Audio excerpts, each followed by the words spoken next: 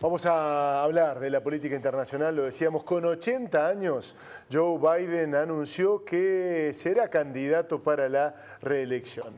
Y con muy poco apoyo, aparentemente. Vamos a meternos en el escenario internacional. Saludamos al doctor Pablo Hueve, así lo estamos viendo. Pablo, muy buenas tardes, ¿cómo le va?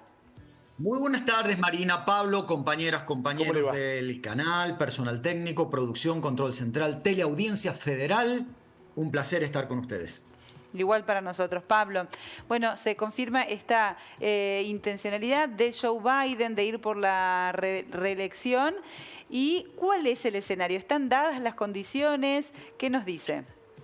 Marina, los datos comparando Trump, Obama, Clinton, hoy no le son favorables. Estamos hablando de que cualquiera de los tres que les he nombrado tenía dentro de sus respectivos partidos una intención de voluntad, es decir, los propios afiliados o demócratas o republicanos, que en un 70 o 78%, depende del candidato, avalaban la precandidatura del presidente en ejercicio para la reelección.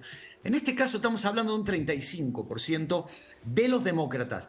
Si ustedes me preguntan de una intención de voto general, estamos hablando de que el 43%, no es malo, avala la gestión del presidente Biden. El tema es el 54% que dice que no debiera presentarse de nuevo. Hay algunos datos que son más preocupantes que esto, y es que la franja que lo votó fundamentalmente para que no volviera a ganar Donald Trump, me estoy refiriendo a la franja que va entre los 19 y los 30 años, cayó casi a la mitad. Y esa franja fue fundamental para la victoria de Joe Biden. Ustedes me dirán, bueno, ¿hay alternativas? No, no las hay. El Partido Demócrata normalmente a esta altura ya tendría que tener o un gobernador o un senador, que estuviesen en condiciones, digo porque en Estados Unidos, salvo Trump y salvo Eisenhower, que fueron los únicos dos que rompieron con esto del cursus honorum, de la carrera política que empieza de concejal, alcalde, diputado estadual, senador estadual, gobernador, senador nacional y luego presidente. En este caso, nadie, absolutamente nadie se le puede enfrentar porque no hay. Nadie ha surgido y nadie tiene voluntad. Al frente, aparentemente solo Ron DeSantis, el extremadamente derechista gobernador de Florida, que todavía no ha tomado la decisión formal de enfrentar a Trump. Recordemos lo que dijimos la semana pasada.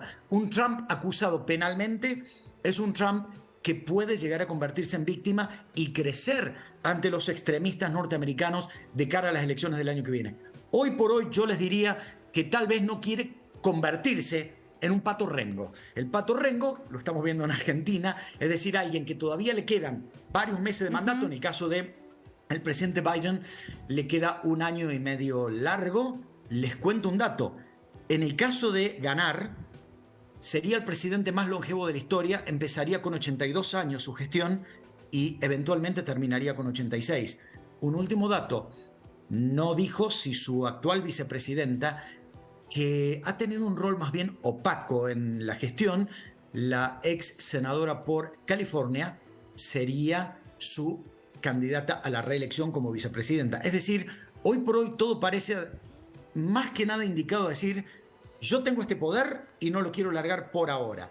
La imagen que estamos viendo es el video que publicaron ayer, donde la frase es, terminemos el trabajo. Terminemos el trabajo que comenzamos en 2020. ¿Podrá? Tengo las mismas dudas que ustedes. Bien, bueno, nos vamos ahora a Perú. Venimos siguiendo el caso Perú. Fujimori, Castillo y Toledo también en la espera de un juicio, encarcelado otra vez la causa Odebrecht. Pablo. Sí.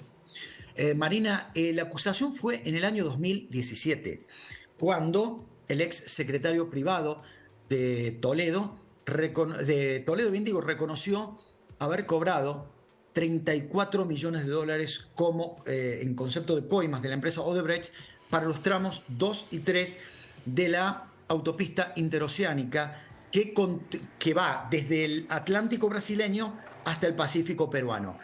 Bueno, el expresidente Toledo estuvo tratando de meter todo tipo de chicanas judiciales en Estados Unidos para frenar la extradición. Por eso estamos hablando de tantos años, 6 años.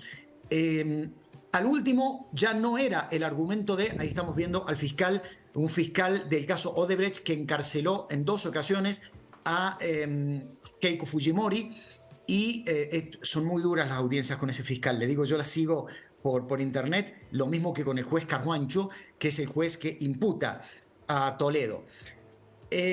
La primera defensa de Toledo fue niego todo. La segunda fue, es el acusador el que tiene que probar que yo cobré. Bueno, empezaron a aparecer pruebas de que le compró una casa a su suegra por 4,8 millones de dólares a través de una empresa en Centroamérica. Bueno, ¿cuál fue la última defensa? En Perú no me van a dar garantías judiciales. Y cuando pisó terreno peruano, territorio peruano, el domingo pasado a primera hora, pidió por favor prisión domiciliaria porque dijo, no quiero morir en la cárcel. Lo concreto, usted dijo 2 nombres. Usted habló, Marina, de Fujimori y de el expresidente Pedro Castillo. Falta uno que se suicidó, pero iba a tener el mismo destino, la cárcel. Me refiero a Alan García. Sí. Caramba con la democracia peruana, Marina, ¿eh? Sí, Pablo. Bueno, y nos vamos ahora a Haití, una situación humanitaria realmente muy sensible, 70 muertos, asesinatos en los últimos días. ¿Con qué tiene que ver esto? Marina, ¿a qué responde? Mire, hay frases que por ahí son de dominio público cuando se dice que una sociedad o un país o un continente están abandonados de Dios. Yo le diría que Haití ha sido abandonado prácticamente por el resto de las naciones del mundo. Haití es un caso patético por donde usted lo mire. Vea, Marina, en enero me junté a tomar un café en La Plata con mi director de tesis de Derechos Humanos, el doctor Fabián Salvioli, que es funcionario de Naciones Unidas en Derechos Humanos, y él estuvo en Haití. Él me decía, Pablo, no te puedo contar lo que es Haití, porque nada sirve, ninguna palabra sirve para contar lo que es Haití. Un país dominado por pandillas, Marina, a donde usted no puede salir de su barrio y en algunos casos ni siquiera de su casa, que es lo que ha pasado ayer, antes de ayer, desde el viernes, donde grupos pandilleros en la periferia de Puerto Príncipe, en distintos barrios, se han empezado a meter en las casas de familia, echando a sus moradores en el mejor de los casos o matándolos para hacer una especie de base. La policía reaccionó tarde y reaccionó mal. La policía también comenzó a los tiros, pero ayer a la madrugada, Marina, Pablo, un grupo de vecinos, directamente hartos de esto, encajonó a un minibús que llevaba a 14 presos a la policía, presos que supuestamente eran pandilleros y que acababan de ser detenidos por la policía. Los detuvieron, los lincharon y los quemaron vivos. Aparentemente en otro barrio sucedió lo mismo. Estamos hablando de 6 personas. Lo concreto, el dato que usted dio, 70 personas, eso es sin incluir a estas personas linchadas. Si usted se pone a ver el mapa de Haití en este momento, en el norte de Haití hay campesinos que están perdiendo sus tierras a manos de grupos armados.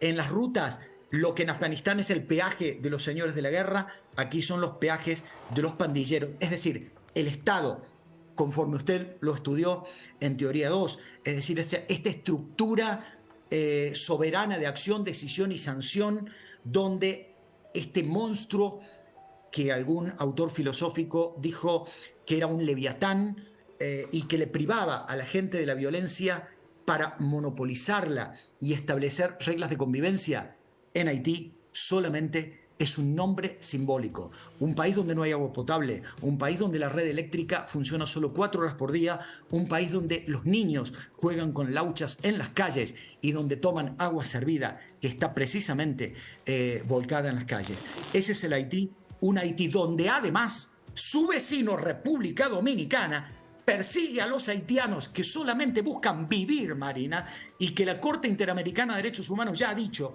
que República Dominicana viola los derechos humanos al no permitir que los haitianos sean considerados migrantes o ciudadanos con plenos derechos en República Dominicana. Una pregunta sobre el final a Pablo, para traerte un tema un poquito más cercano. Hablábamos este fin de semana, Pablo, de un libro de Henry Kissinger en China. Sí, señor. Tiene definiciones muy importantes. En una parte parece tan simple la salida y sin embargo es tan difícil. Dice, los conflictos, bueno, él fue una persona clave en la relación entre China que hoy se debate tanto con el mundo occidental. Y dice, bueno, los conflictos no tienen triunfadores. Los conflictos se remedian. Tratar de buscar un acuerdo, y si hay uno que gana es porque el conflicto no se ha solucionado de ninguna manera. Te pregunto por tu mirada internacional respecto de lo que está ocurriendo hoy en Argentina con el dólar, con la economía. El Fondo Monetario Internacional acaba de reconocer que nuevamente está en conversaciones con Argentina para darle un visado, para tratar de mejorar las condiciones objetivas para la Argentina.